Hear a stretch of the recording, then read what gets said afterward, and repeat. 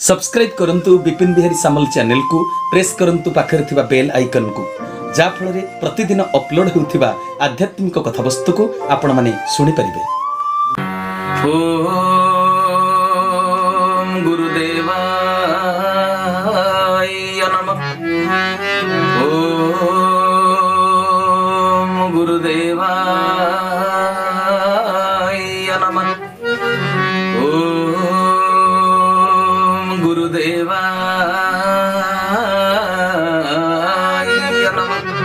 सर्वप्रथमे से जगतर नाथ जगन्नाथ कृष्ण केशवंकर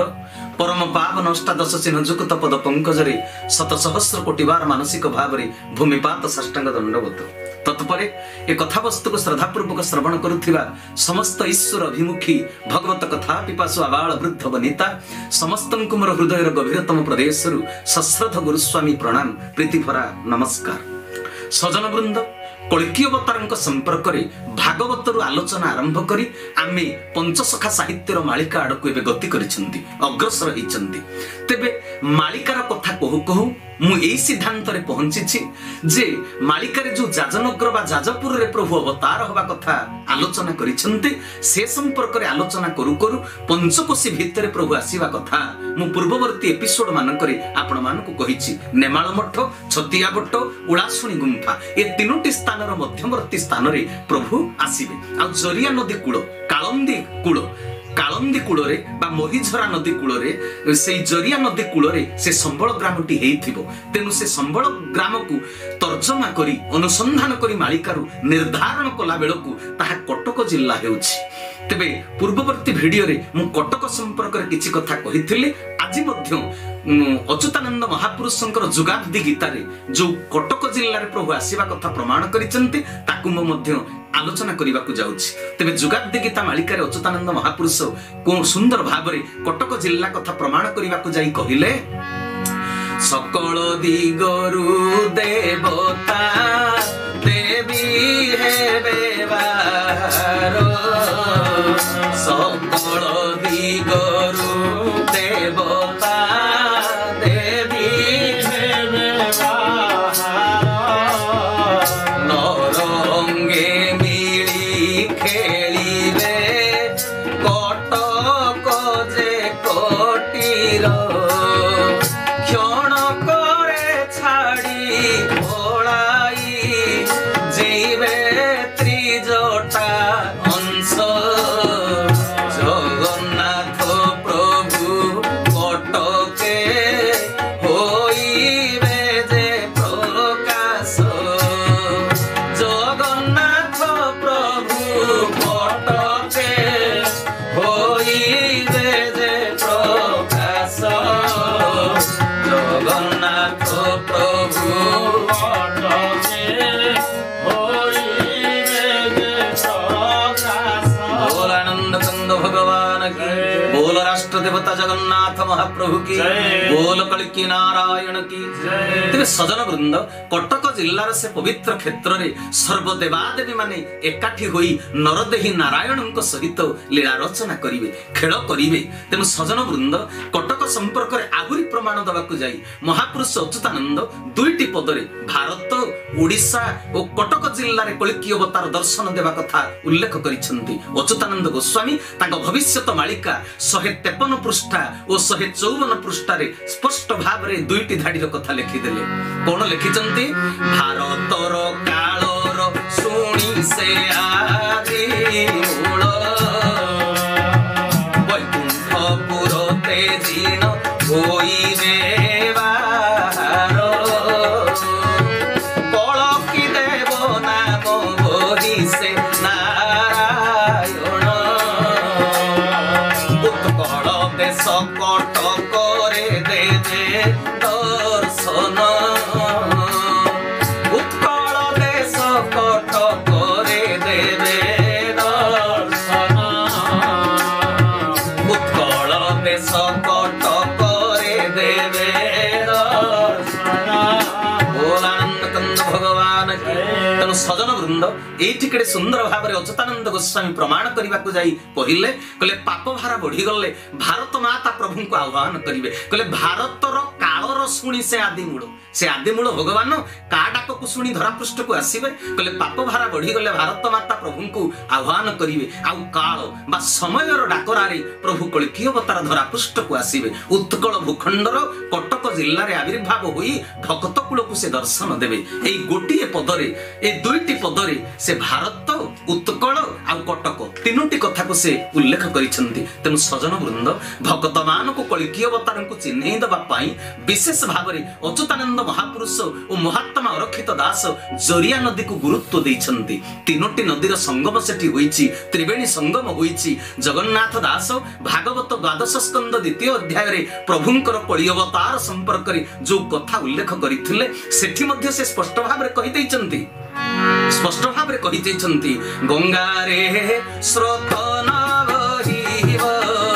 उत्तीर्ण उत्सर्ग होइब उत्तीर्ण उत्सर्ग होइब उत्तीर्ण उत्सर्ग होइब बोल सच्चिदानंद भगवान की कहले हिमालय प्रवाहित होइथिबा पुण्यतोया गंगा मां जाह्नवी एबे भी स्रोत तार गतिशील कहले केउ गंगा रे स्रोत नथिबा कथा जगन्नाथ तेबे से कहिसंती को गंगा रे स्रोत नथिबो ना जोठी प्रभुंकर गुप्त संबल नगर आविर्भाव कथा सेई गंगा जो स्थान रे प्रभु आविर्भाव हेबे सेठी जो जरिया मोहिजरा सुकर्णा तीनोटी नदी बहि जाइथिबो अरक्षित दास कहले सुकर्णा जे गंगा एहा मनेर खराम एई कथा से कहिसंती महागुप्त पद्मकल्प रे तेणु जोठी प्रभु कटक जिल्ला रे आविर्भाव हेबे जो ग्राम संबल नगर गुप्त जाज नगर बिरजा मंडल तार उत्तर दिगरे तीनोटी जाक नदी बहि जाइछि त्रिवेणी संगम होइछि मोहिझरा सुकर्णा जरिया ये होछि त्रिवेणी संगम ये गंगा जमुना सरस्वती रो स्वाक्षर वहन करी अंत सलीला ही सेठी बहि जाइछंती तबे केउ गंगा रे स्रोत नथिबा कथा जगन्नाथ दास भागवत द्वादश स्कंद रे उल्लेख करले ना कटक जिल्ला रे बहि जाइथिबा गंगा जमुना सरस्वती तीनोटी नदी जार नाम मोहिझरा सुकर्णा जरिया से नदी तीनोटी स्रोत नाही स्थिर अचंचल से जल प्रभुंकर पाद धौत करिबा पई अंत सलीला होई बहि जाइचंती वर्तमान तो से ग्रामर नाम संबल नुहे कारण महापुरुष अच्युतानंद कहिले कलिकल्प गीता सप्तम अध्याय रे कहले क्षीर नदी दक्षिण जे बिरजा मंडल ख्यात जे कमलपुर गुप्त जे संबल तेबे संबल ग्रामर नामटी एबे गुप्त लुप्त वर्तमान तार नाम संबल नुहे तेबे से ग्रामटी क्षीर नदी दक्षिण पार्श्व रे से स्थान ही बिरजा मंडल तेबे केउ नदीटी क्षीर नदी बोली महापुरुष अच्युतानंद प्रमाण कले मु कहिथिली आउ थरे मध्ये कहि दउची जे कलिजुग भविष्यत मालिका रे अच्युतानंद क्षीरधार बोली काहाकू कहिले कले गुप्त क्षीरधार जरिया नई दक्षिण तटे जनमी विमुही से क्षीर नदीटी होची कोन जरिया नदी से नदीटी रे पानी बहि जाउची किंतु ताकू दर्शन करिचंती महापुरुष माने अंतर्जगत रे तार पाताल रे भेदी क्षीर श्रवण होची सेथिरु तेनु सजन वृंद संबल नामटी सिना गुप्त होई जाईछि हेले महापुरुष अरक्षित दासंकर अच्युतानंद गोस्वामींकर क्षीर नदी सरस्वती नदी गुप्त कालिंदीर स्वाक्षर वहन करिथिबा महिमा मंडन करिथिबा जरिया नदी स्पष्ट प्रतिभात एबे भी तार नाम जरिया ही अछि तेनु सजन वृंद जरिया नदी कूल रे जेउ ग्राम रे प्रभु आविर्भाव होइचंती से ग्रामर नाम कोन तेबे हिथिबो कलिजुग भविष्यत मालिका सेथिरे लिखि दैचंती एकादश छांदरे महापुरुष अच्युतानंद कारण संबल ग्रामर नाम एबे तो लुप्त आ गुप्त ना तबे एबे से ग्रामर नामटी कोन हेथिबो बोली कलिजुग भविष्य मालिकार एकादश छांदरे महापुरुष अच्युतानंद प्रभुंको प्रत्यक्ष उक्ति को प्रिय शिष्य रामदास को कहिचंती प्रभुंको ठारु सुनिले अच्युतानंद ध्यान रो उठी कहिचंती से प्रत्यक्ष उक्ति को प्रिय शिष्य रामदास को कोन लिखिचंती कहले आंभे जनमी गुराम गोबरी कूଳରେ आंभे जनमी गुराम गोबरी कूଳରେ महांगा नामे नगर ब्राह्मण कूଳରେ महांगा नामे नगर ब्राह्मण कूଳରେ महांगा नामे नगर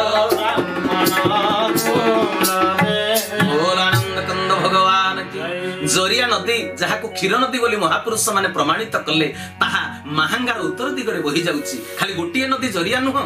ମାହାଙ୍ଗାର ଉତ୍ତର ଦିଗରେ ମହିଝରା ସୁକର୍ଣ୍ଣା ଜରିଆ ଯୋଉ ଗଙ୍ଗା ଯମୁନା ସରସ୍ୱତୀ ଅଚ୍ୟୁତ ଆଉ ଅରକ୍ଷିତ ଦାସଙ୍କର ଲେଖାର ପ୍ରମାଣ ଅନୁସାରେ ସେ ତିନୋଟି ଯାକ ନଦୀ ମାହାଙ୍ଗାର ଉତ୍ତର ଦିଗରେ ବହି ଯାଉଛି ଆଉ ମାହାଙ୍ଗାରେ ମଧ୍ୟ ଗୋବରୀ ନଦୀ ପ୍ରବାହିତ ହେଇଛି। ତେଣୁ ଗୋବରୀ ନଦୀ କୂଳରେ ପ୍ରଭୁ ଆବିର୍ଭାବ ହେବା କଥା ମଧ୍ୟ ଅଚ୍ୟୁତାନନ୍ଦ ପ୍ରକାଶ କଲେ। କିନ୍ତୁ ବ୍ରାହ୍ମଣ କୂଳରେ ବୋଲି ଲେଖାଯାଇଥିବା କଥାଟି ବଡ଼ ଗହନ କଥା। ପ୍ରଭୁ ବ୍ରହ୍ମଦର୍ଶୀ ବ୍ରାହ୍ମଣ ଘରେ ମାହାଙ୍ଗା ଗ୍ରାମରେ ଆସିବାର ସଂକେତ ଦେଇଛନ୍ତି। ମାହାଙ୍ଗା ଗ୍ରାମ ହିଁ ଜରିଆ ନଦୀ ତଟସ୍ଥ ସମ୍ବଳ ଗ୍ରାମ। ହାଡ଼ିଦାସ ତାଙ୍କର 34 ମଧ୍ୟ ଯାହା ଉଲ୍ଲେଖ କରି କହିଥିଲେ କେତେ ସୁନ୍ଦର ଭାବରେ କହିଲେ, କଳି କାଳ ରୀତି ଦେଖିଲ ବଉଳ କଳକି ହୋଇବେ ଉଦେ, ଆହା କଳକି ହୋଇବେ ଉଦେ, କଳା ପର୍ବତରେ ଲୀଳା ପ୍ରକାଶିବ କନକ ପାଟଣା ମଧ୍ୟରେ, ଜୟ ଶ୍ରୀ କେଶବ ଜୟ ଶ୍ରୀ କେଶବ ଜୟ ଶ୍ରୀ କେଶବ ଜୟ ଶ୍ରୀ କେଶବ, ବୋଲ କେଶବ ନାରାୟଣ କି ଜୟ। ହାଡ଼ିଦାସ କହିଲେ, କଳିକାଳ ରୀତି ଦେଖିଲ ବଉଳ କଳକି ହୋଇବେ ଉଦେ, କଳା ପର୍ବତରେ ଲୀଳା ପ୍ରକାଶିବ କନକ ପାଟଣା ମଧ୍ୟରେ। ମାହାଙ୍ଗା ଗ୍ରାମ ହେଉଛି କଳା ପର୍ବତ ବା କଳାଗିରି। ଭବିଷ୍ୟତ ମାଳିକାରେ ମହାପୁରୁଷ ଅଚ୍ୟୁତାନନ୍ଦ ଲେଖି ଦେଇଛନ୍ତି ସ୍ପଷ୍ଟ ଭାବରେ, ପ୍ରଭୁ ଯୋଉଠି ଲୀଳା କରିବେ ତାହା କଳା ପର୍ବତ। ତେବେ ମାହାଙ୍ଗା ଗ୍ରାମ କଣ ପର୍ବତ, କଣ ଉଚ୍ଚା ଜାଗା, କଣ ପାହାଡିଆ ଜାଗା ନୁହେଁ ତ? ତେବେ ଏପରି କାହିଁକି ମହାପୁରୁଷ ଲେଖିଛନ୍ତି? ମାଳିକାରେ ମହାପୁରୁଷ ଅଚ୍ୟୁତାନନ୍ଦ ପୁଣି ଥରେ ଲେଖିଦେଲେ, କହୁଛନ୍ତି ରାମଚନ୍ଦ୍ର ଶ୍ରୀ ଗୁରୁଙ୍କୁ ଚାହିଁ, କଳି ଯୁଗ ଲୀଳା ମୋତେ କହିବ ବୁଝାଇ, କେଉଁ ଗ୍ରାମେ ଜନମ ଯେ ହୋଇବେ ଆପଣ, କହନ୍ତି ଦିନ ଅଚ୍ୟୁତ ରାମଚନ୍ଦ୍ର ଶୁଣ, କହନ୍ତି ଦିନ ଅଚ୍ୟୁତ ରାମଚନ୍ଦ୍ର ଶୁଣ, କହନ୍ତି ଦିନ ଅଚ୍ୟୁତ ରାମଚନ୍ଦ୍ର ଶୁଣ। ଯେତେବେଳେ ପତାରି ଦେଇଛନ୍ତି ଧ୍ୟାନ ମାର୍ଗରେ, ପ୍ରଭୁ ଆପଣ କୋଉଠି ଆବିର୍ଭାବ ହେବେ, ସେ ଗ୍ରାମର ନାମ କଣ ହେଇଥିବ, ଏତେ କଥା ଲେଖିଲା ପରେ ଅଚ୍ୟୁତାନନ୍ଦ ତା ତଳ ଧାଡିରେ ମଧ୍ୟ କହିଦେଇଛନ୍ତି, କ୍ଷୀର ନଦୀ ଦକ୍ଷିଣରେ ଲିଙ୍ଗ ନାମେ ଦେଶ, କ୍ଷୀର ନଦୀ ଦକ୍ଷିଣରେ ଲିଙ୍ଗ ନାମେ ଦେଶ, ଖଞ୍ଜିଛି ଧାତା ପଶ୍ଚିମେ ନିଗମ ମହେଶ, ଖ୍ୟାତ ବଟ ଗୁପତରେ ପୂର୍ବ ଭାଗେ ଉଦେ, କ୍ଷମେ କହିଲେ ଅଚ୍ୟୁତ ଗୀତ ପଦେ ଛନ୍ଦେ, ଗିରି ଗୋପ୍ୟ ହୋଇଅଛି ମାଟି ପ୍ରାୟ ହୋଇ, ଗହ ଗହ ଶବଦ ଯେ ଶୁଭୁ ଅଛି ତହିଁ, ଗୁପ୍ତ କଥା ଏହା ଅଟେ ନ କରିବୁ ଖ୍ୟାତ, ଗୀତରେ ଭଣିଲେ ଦିନ ହୀନ ଯେ ଅଚ୍ୟୁତ। ତେବେ ସଜନ ବୃନ୍ଦ, ଏ ପଦ୍ୟାବଳୀର ପ୍ରକୃତ ମର୍ମାର୍ଥ, ଏତେ ଗୁଡ଼ିଏ ପଦର ସମସ୍ତ କଥାକୁ ମତେ ଆଲୋଚନା କରିବାକୁ ସମୟ ନାହିଁ ଅବଶ୍ୟ। ତଥାପି କ୍ଷୀର ନଦୀ ଦକ୍ଷିଣ ପାର୍ଶ୍ୱରେ ମାହାଙ୍ଗା ଗ୍ରାମ, ପ୍ରଭୁଙ୍କର ଆବିର୍ଭାବ କ୍ଷେତ୍ର ଦକ୍ଷିଣରେ ଓ ପଶ୍ଚିମରେ ଶିବ ମନ୍ଦିର ସବୁ ରହିଛି। ଭଦ୍ରେଶ୍ୱର ଶିବ ମନ୍ଦିର, ଶୁକ୍ଳେଶ୍ୱର ଶିବ ମନ୍ଦିର ଦକ୍ଷିଣ ପଶ୍ଚିମ ଆଦିରେ ରହିଛି। ତାକୁ ବିଶଦ ଭାବରେ ମହାପୁରୁଷ ଆଲୋଚନା କରିଛନ୍ତି। କିନ୍ତୁ ଆଉ ଗୋଟିଏ କଥା କହିଲେ, ଯୋଉ କଳାଗିରି କଥା କହିଲେ, କଳାଗିରି ଶିଖେ ବାସ ଆମ୍ଭର, ଶଙ୍ଖ ଚକ୍ର ଗଦା ନଥିବ କର, ଜଗନ୍ନାଥ ଦାସ ଯୋଉ କଳି ଭବିଷ୍ୟ ମାଳିକାର 4th ଅଧ୍ୟାୟରେ ଲେଖିଛନ୍ତି, ଏଠି ମହାପୁରୁଷ କହିଲେ ଗିରି ଗୋପ୍ୟ ହୋଇଅଛି ମାଟି ପ୍ରାୟ ହୋଇ। ସେ ଯୋଉ କଳାଗିରି ଏଟା ଗୋପ୍ୟ ହେଇଯାଇଛି, ମାଟି ପ୍ରାୟ, ଅର୍ଥାତ୍ ସେ ସ୍ଥାନ କଳା ପର୍ବତ ବା କଳାଗିରି ହେଲେ ମଧ୍ୟ ତାହା ଗିରି ବା ପର୍ବତ ଭଳି ଉଚ୍ଚ ସ୍ଥାନ ନୁହେଁ, ମାଟି ପ୍ରାୟ ସମତଳ। ପର୍ବତର ରୂପଟି ଆଜି ଗୋପ୍ୟ ହୋଇଯାଇଛି। କହିଲେ ଗିରି ଗୋପ୍ୟ ହୋଇଅଛି ମାଟି ପ୍ରାୟ ହୋଇ। ସେ ପର୍ବତ କେବେ ଥାଇପାରେ, କିନ୍ତୁ ଏବେ ସେ ପର୍ବତର ରୂପ ଗୋପ୍ୟ ହୋଇଅଛି, ଗୁପ୍ତ ହୋଇଅଛି। ତେବେ ସେ ମାହାଙ୍ଗା ଗ୍ରାମ କଳାଗିରି ବା କଳା ପର୍ବତ ବୋଲି କେଉଁଠି ସୂଚନା ଅଛି କି? ହଁ, ମାହାଙ୍ଗା ଗ୍ରାମଟି ହେଉଛି କଳା ପର୍ବତ, କଳାଗିରି। ଏକଥା କୋଉଠି ଲେଖିଛନ୍ତି? ଜଗନ୍ନାଥ ଦାସ ତାଙ୍କ କଳି ଭବିଷ୍ୟ ମାଳିକାରେ କହିଲେ 4th ଅଧ୍ୟାୟ 15 ପଦରେ, 15 ପଦରେ ସେ ଉଲ୍ଲେଖ କରି କହିଲେ, କଳାଗିରି ପରେ ବାସ ଆମ୍ଭର, ଶଙ୍ଖ ଚକ୍ର ଗଦା ନଥିବ କର, ସାଧୁଙ୍କ ଗୃହରେ ଆମ୍ଭେ ଖେଳିବୁ, ବୈଷ୍ଣବଙ୍କ ସଙ୍ଗେ ସଙ୍ଗ ହୋଇବୁ। ତେବେ ଏକଥା ପୁଣି 3ୟ ପଦରେ, କଳାଗିରି ଶିଖେ ବାସ ଆମ୍ଭର ବୋଲି କହିଦେଲେ ପ୍ରଭୁ ଭକ୍ତକୁ ଧ୍ୟାନ ମାର୍ଗରେ। ତେବେ 3ୟ ପଦରେ କହୁଛନ୍ତି ସେ କଳାଗିରିଟି କୋଉ ସ୍ଥାନ, କଣ ଲେଖିଲେ? କହିଲେ କର ନିୟମ କଳକି ଦେବ, କର ନିୟମ କଳକି ଦେବ, ଶୂଦ୍ର କେଶବ, ଜନ୍ମ ଦିଉଜ ଘରେ ନୋହି ବୁଜାଣ, ଜନ୍ମ ଦିଉଜ ଘରେ ନୋହି ବୁଜାଣ, ପରେ ବିଶ୍ୱକର୍ମାର ଗୁହେଣ, ପିତା ବାସୁଦେବ ଆମ୍ଭର ଜାଣ, ବିଶ୍ୱକର୍ମା ଘରେ ହେବୁ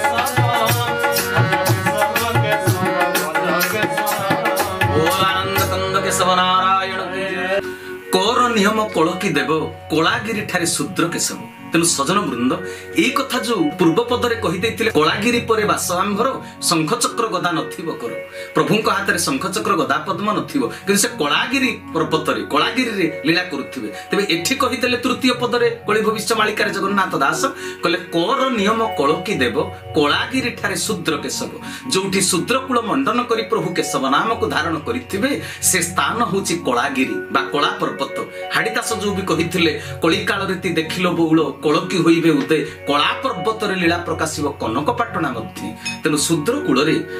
कुल मंडन करी प्रभु केशव जोठी आछंती से महांगा ग्राम होची कला पर्वत कोलागिरी। महापुरुष माने कहिदेले पुणी कहले जन्म दिवज घरे लोहिबु जान। ध्यान मार्ग रे जगन्नाथ दास को प्रभु निराकार कहउचंती आमे दिवज घरे बा विप्र घरे जन्म हेबु नाही बोरे विश्वकर्मा रो गृहिण। तबे विश्वकर्मा एमिति तो पितांको नाम अनेक प्रकार लिखा हेछि किंतु बोरे ए बोरे शब्दटी बो अक्षरटी काहे कि व्यवहार हेछि ताकू मध्ये बुझिबा बड़ कष्टकर व्यापार। जेउठारे प्रभु शूद्रकुल मंडन करी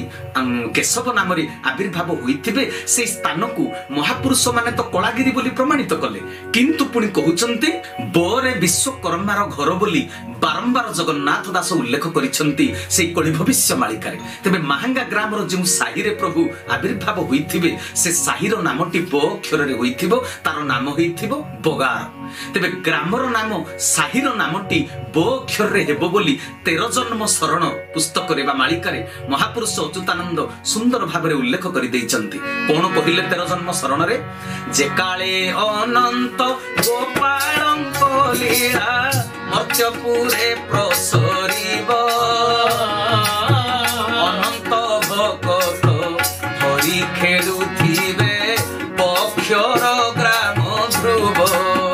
सत्य रे अनंत पंचाक्षर स्थिति ग्राम नाम मोर ध्रुव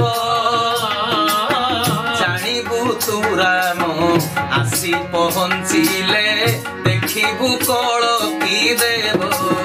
जानिबु तू राम आसी पहुंचिले देखिबु कोलकी देव जानिबु तू राम आसी पहुंचिले देखिबु कोलकी देव। बोल आनंद कंद कल्की नारायण की। अनंत जुगर आरंभ हेबो कोण कहिले कले अनंत भक्त धरी खेलुथिबे जे काले अनंत गोपालंक लीला मर्त्यपुरे प्रसरिबो कले अनंत जुगर आरंभ हेबो सत्य प्रकाश पाइबो प्रभुंक नाम रे प्रभुंक नामटी 5 अक्षर रे स्थित होइथिबो माने केशव चंद्र ग्रामर नाम बगार होइथिबो बोली महापुरुष प्रमाणित कले। आ पुनी कहउचंती कले रे रामदास अच्युतानंद महापुरुष निज प्रिय शिष्य रामदास को कहवा छल ए जगत को मध्य कहिसंती कहले हे राम जानिबु तू राम आसी पहुंचिले देखिबु कोलकी देव तू सेई बो अक्षर ग्राम बगार रे आसी जदि तू पहुंचिबु कोलकी अवतार सेठी मध्य आसीथिबे तू तांकु तोर ए चर्म चक्षुर रे दर्शन करि पारिबु। तेबे सजन वृंद रामदास जगी रहिचंती प्रत्येकटी मुहूर्त रे स्थूल आ सूक्ष्म रे से बगार धाम को महांगा ग्राम रे बगार साही रे कोलकी अवतार आसीबा कथा केशव नाम को धारण करिबा कथा महापुरुष माने जो स्पष्ट भाव रे उल्लेख करिसंते कोली अवतार केशव नाम को धारण करिवे तार अनेक प्रमाण रहिछि अनेक मालिका रे राशि राशि प्रमाण रहिछि सब कथा को मु गोटिए स्थान रे ए एपिसोड रे उल्लेख करिबाकू बा उपस्थापन करिबाकू इच्छा प्रकाश करू नाही समय हब नाही। तेबे गुरु भक्ति गीता प्रथम खंड 31 नंबर छांद रे लेखा थिबा कथा जो बिरजा क्षेत्र प्रसंग पई मु थरे आपण मानकू से कथाटी कहि सारिछि किंतु एबे पुणी से पदटा को आउ थरे उद्धार करूची काहेकि ना कोलकी अवतारंको नाम को प्रमाण करिबा पाई कोलकी अवतारंको नाम जे केशव हबो आउ थरे प्रमाण दबा पाई महापुरुष अच्युतानंद गुरु भक्ति गीतार 31 छंद रे जहा कहिथिले ताहा आउ थरे मु आपण मानक निकट को जणै दउछि पूर्व रे आउ थरे कथा को कहिथिली कले कुंडी नगर ग्रामे जात पशुपत्रे बिरजा मथरे नाम केशव भक्ति केशव नाम रे तप करिबु आमे तो कोलकी नाम भजन एकांत थाने तो कोलकी नाम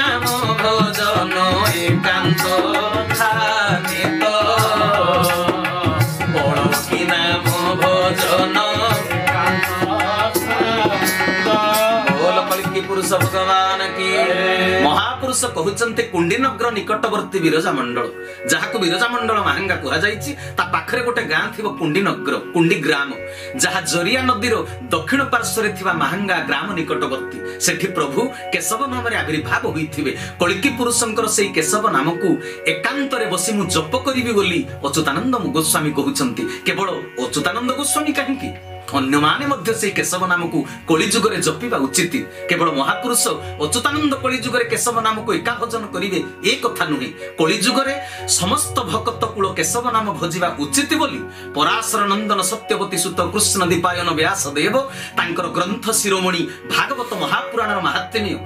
प्रथम अध्याय रे केते सुंदर भाव से उल्लेख करिसंती संस्कृत श्लोकटी कले जत फलं नास्ति तपसा न योगेन समाधिनं तत फलं लभते सम्यक कलौ केशव कीर्तनात् बोल केशव नारायण की कले जत फलं नास्ति तपसा कली जुगरे तो तपस्या हबो नाही सत्य जुगरे तप फल त्रेतारे यज्ञादि सकल द्वापरे पूजार विधान कली रे नाम संकीर्तन तेनु व्यासदेव कहिले कली जुगरे जो फल प्राप्ति हबो नाही तपस्या रे जोगरे समाधि रे किंतु से समस्त फल जोग समाधि तपस्यार फल गोटे नाम को जप कले मिलिबो कले कलौ केशव कीर्तना कली रे केशव नाम कीर्तन द्वारा से समस्त सिद्धि समस्त फल समस्त पुण्य प्राप्त होई पारिबो पुणी संस्कृत विष्णु पुराण 17 अध्याय रे एक कथा व्यासदेव ए जन जगत को आउ थरे मने पकई दैचंती कले ध्यान कृते जजन जज्ञे त्रेतयं द्वापरे अर्चनम जदाप्नोति तदाप्नोति कलौ संकीर्त्य केशव जगन्नाथ दास दिना कहिदेले सत्य जुगरे तप फल त्रेतारे यज्ञादि सकल द्वापरे पूजार विधान कली रे नाम संकीर्तन किंतु कली रे को नाम संकीर्तन कहार नाम को संकीर्तन करा जीवो से कथा जगन्नाथ दास सेठी उल्लेख करि नांती किंतु एठी संस्कृत विष्णु पुराण रे स्पष्ट भाव रे कहिदेले कले कलौ संकीर्त्य केशव व्यासदेव कहिले कले कली जुगरे केशव नाम को संकीर्तन करिवो तेबे कली जुगरे केशव नाम केते गुरुत्वपूर्ण तार मु गोटिए स्पेशल एपिसोड तयारी करिवि भविष्यत रे समस्त पुराण रे विष्णु पुराण रे सबुथिरे आ गोटे कथा आपनकर महाभारत रो जो रहिछि विष्णु सहस्र नाम भीष्म कहिथिले सरसज्जार सोइकरी हमर धर्मराज युधिष्ठिरंकु इतिदं कीर्तन्यस्य केशवस्य महात्मनो नामनं सहस्र दिव्या नाम शेषेण प्रकृतित ए कथार मीमांसा मु भविष्यत रे पुणी थरे कहिबी समस्त पुराण रे रहिछि से केशवंक कथा ताहा परे आलोचना करिबा आजिर आलोचना रे केवल एतिकी जानंतु जे गुप्त संबल नगर महांगा ग्राम रे गुप्त क्षीरधार सरस्वती जरिया नदी कूल रे कोलागिरी पर्वत माटी प्राय गुप्त होई रहिछि से जो कोलागिरी से जो गुप्त क्षीरधार जरिया नदी कूल रे कोलागिरी महांगा रे प्रभु केशव नाम को धारण करी अवतीर्ण होइछन्ते आजिर विषय वस्तु रे केवल एतिकी कथा हमें जानिबा दरकार भारत देश ओडिशा राज्य कटक जिल्ला महांगा ग्राम जरिया नदी कूल कोलागिरी पर्वत आउ क्षीर नदी गंगा जमुना सरस्वती त्रिवेणी रो तटदेश रे से महांगा ग्राम रे प्रभु केशव नाम धारण करी कलिकी अवतार आसिछन्ते आजिर विषय वस्तु एतिकी तेबे समय अनुसार आजिर कथा को विराम देली तेबे मो कथा जदि आपण मानको भलो लागु थाए सत्य को जानिबार इच्छा थाए ए चैनल को सब्सक्राइब करिवे लाइक करिवे अन्य मानको शेयर करिवे समस्त जेमिति कलिकी अवतारक संपर्क रे सटीक धारणा को अर्जन करि पारिबे तेबे सजन वृंद समय अनुसार आजिर कथा वस्तु एतिकी हरि ओम तत्सत हरि ओम तत्सत हरि ओम तत्सत श्री केशवार्पणमस्तु श्री केशवार्पणमस्तु श्री केशवार्पणमस्तु श्री केशव शरणम श्री गुरुस्वामी शरणम श्री चरमनाथ शरणम एई समय पई समस्तंक ठारु मोर विदाय कालीन सप्रेम गुरुस्वामी प्रणाम प्रीति भरा नमस्कार।